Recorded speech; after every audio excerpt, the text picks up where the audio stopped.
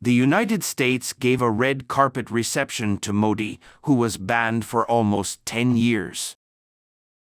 For almost a decade, Narendra Modi was not allowed to travel in the United States. But times, names, and political systems change. Presidents Joe Biden and First Lady Jill Biden welcomed Indian Prime Minister Narendra Modi to the White House on Thursday, and had positive views that the country's only friends can be best satisfied. Standing next to Modi in the South Garden of the White House, Biden said he has long believed the relationship between the United States and India will be one of the 21st century. Modi's U.S. immigration visa was denied. In 2005, he was accused of being the head of the Indian state of Gujarat for failing to stop the violence against the Muslim minority. But now that he's the leader of the world's largest democracy, the Biden administration is holding him closer as he tries to counter China's global influence. In light of Modi's history with America, there were some unusual, even awkward moments during his state visit. Worship, Democrats and Republicans welcomed India's right-wing President Narendra Modi for this very reason. Carpet red and yellow yoga mat. A few states to get acquainted with yoga. But Modi didn't just walk the red carpet. He lay down on a yellow yoga mat. Yoga enthusiast Modi and nearly 1,000 Hindu spiritual and beautiful practitioners share their yoga ideas on Wednesday, the first day of Modi's 4-day visit to the United States. The 72-year-old white-bearded president sat on a mat on the North Lawn outside UN headquarters in New York. For the next half hour, he practiced breathing, meditation, back and other poses. He said "Namaste" to the crowd before starting the rehearsal. The event was held to commemorate the International Day of Yoga, which Modi calls the United Nations to celebrate each year, shortly after Modi became the leader of India in 2014. This year's event set a Guinness World Record for most countries, 135, attending a yoga class. Message to yoga lovers from Modi: let's use the power of yoga not only to be healthy and happy, but also to be kind to ourselves and each other. Yoga diplomacy: Indian leaders sit on an American yoga mat before a U.S. state visit.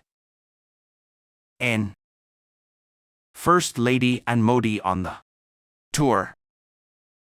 French President Emmanuel Macron's wife, Brigitte Macron, took a tour of the Plant World Museum a few blocks from the White House. Kim Gun-hee, wife of South Korean President Yoon Suk-yeol, toured the National Art Museum privately. Modi's wife, however, did not accompany him to Washington. Moreover, Joe Biden was not in town when Modi arrived on Wednesday. He returns to Washington from California, where he has raised money for his re-election bid. So the First Lady and the President made a quick trip outside of Washington to the National Science Foundation in Alexandria, Virginia, to report on the education program. Modi was late and failed to show one robot that draws on paper and another that demonstrates how to use underwater robots to help fish. But in a short speech, she said the government has set up a lab at the school to encourage young entrepreneurs. He said his goal is to make this decade a less tech year. The night before the Plant Day state dinner, the Bidens hosted Modi for dinner at the White House, where they enjoyed some of the president's favorite treats, including pasta and ice cream. The menu of Thursday's state banquet was to Modi's taste. Modi is a vegetarian, so all food for 400 guests is considered herbal: pickled millet salad, corn and pressed watermelon, stuffed portobello mushrooms and saffron risotto, strawberry shortcake infused with rose and cardamom. The First Lady enlisted the help of Chef Nina Curtis, who specializes in gourmet food, to prepare a meal with the White House chef. Guests can add fish to their main course. Modi, finally, meets with the media. Whenever foreign leaders come to the White House, it's not hard for Biden to meet with them. But that all changed dramatically on Thursday when Modi held a talk-and-answer session with Biden in a conference room on the east side of the White House. Trying to avoid unwritten time and contribute more cheaply to the country's democracy, Modi did not hold a single press conference and often distracted his issues with him and others on stage. Biden and Modi answered two questions, one about an Indian reporter who asked Modi about climate change, and the other about a Wall Street Journal reporter pressing Modi about human rights. It was the first time Modi had answered questions at a press conference since he took power in 2014. The press conference was shorter than those usually held as part of a state visit. However, Modi's advisors are not very enthusiastic about the idea. The administration told its team that it is standard procedure to solicit questions from the media for a state visit to the White House. Modi's men finally relented and did what the journalists asked, but did not do so until the day of the meeting. No room for hate. Indian leader says government has no human rights problem. No room for hate in India. Modi's official visit has angered human rights defenders who accuse him of persecuting Muslims and other minority groups in India. The Biden administration accused the Indian government of committing unlawful and unjustified killings, suppressing freedom of expression and allowing violence against religious, ethnic, and minority groups.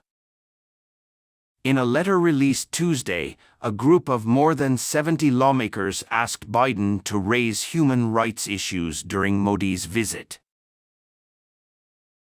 At a press conference with Biden, however, Modi said that there is no racism in India and that freedom is in India's DNA. Freedom is our spirit, freedom runs through our veins, we live in freedom, he said through an interpreter. He told his critics that there is absolutely no room for hate. Indian Prime Minister Narendra Modi received a briefing from the USA. His visa was denied for gravely violating freedom of religion, and he was banned from entering the country for nearly a decade. But in the 9 years since the ban was lifted, Modi's popularity with the White House has now grown more than ever.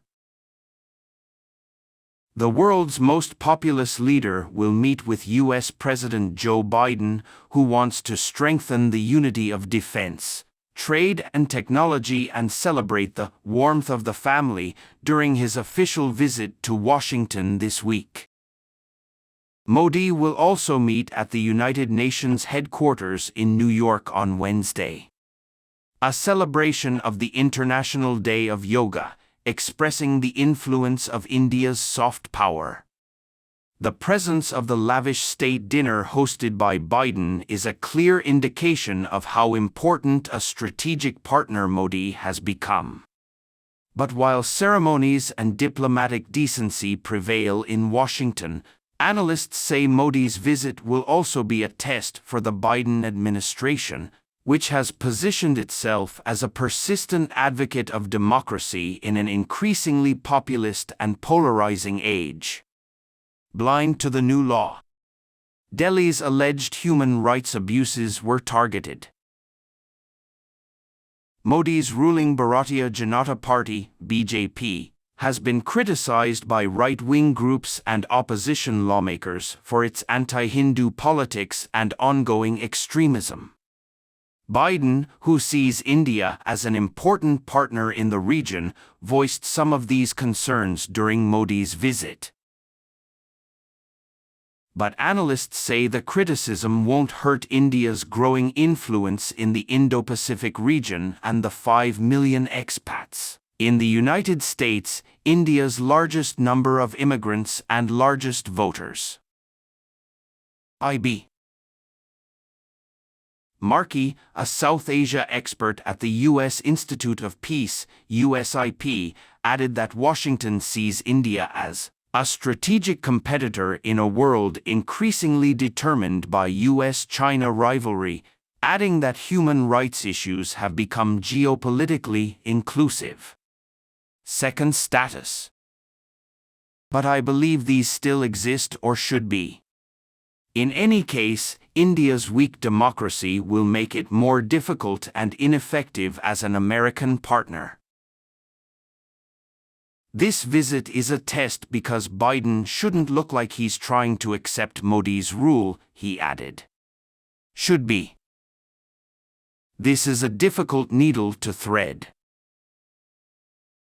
Race to meet Washington. Sydney met with Australian Prime Minister Anthony Albanese, who hailed Modi as a rock star, described the Prime Minister as a leader, and talked about how he can support Australia's freedom. Modi had previously met in Papua New Guinea. A day ago, on the sidelines of the G7 meeting in Japan, he met with Ukrainian President Vladimir Zelensky. This is the first time they have met since the Russian invasion. Markey said this was a sign of Modi's importance in earning the respect of other democratic leaders in the Indo-Pacific region and beyond. He added that these contacts serve Modi's political agenda in India.